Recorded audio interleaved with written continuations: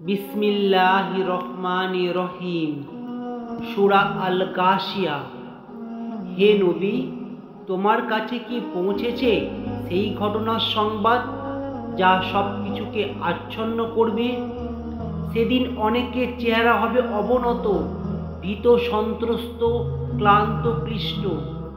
ওরা প্রবেশ করবে জ্বলন্ত অগ্নিকুণ্ডে।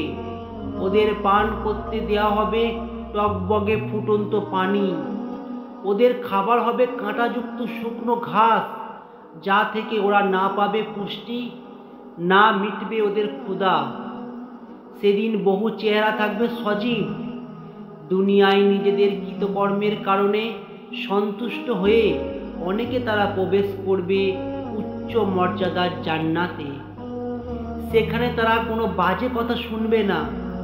সেখানে থাকবে প্রবাহমান ঝর্ণাধারা, সুসজ্জিত উঁচু উঁচু আসন, মনোহর পানপাত্র, সারি সারি বালিশ এবং উৎকৃষ্ট বিছানা। কিয়ামত অস্বীকারীরা কি লক্ষ্য করে না উটের প্রতি কিভাবে তা সৃষ্টি করা হয়েছে? ওরা কি তাকায় না আকাশের দিকে কিভাবে তা সমুন্নত রাখা হয়েছে, এবং পর্বতমালার দিকে কিভাবে তা সুদৃঢ়ভাবে স্থাপন করা হয়েছে? ওরা কি তাকায় না জমিনের দিকে কিভাবে তা বিস্তৃত করা হয়েছে? অতএব হে নবী, তুমি ওদের উপদেশ দাও। তুমি একজন উপদেশদাতা মাত্র। তোমাকে তাদের ওপর জবরদস্তি করার ক্ষমতা দেওয়া হয়নি।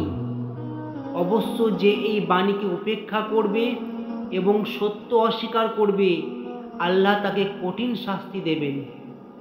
অবশ্যই ওদের সবাইকে আমার কাছে ফিরে আসতে হবে এবং সকল কাজের হিসাব দিতে হবে আমারই কাছে।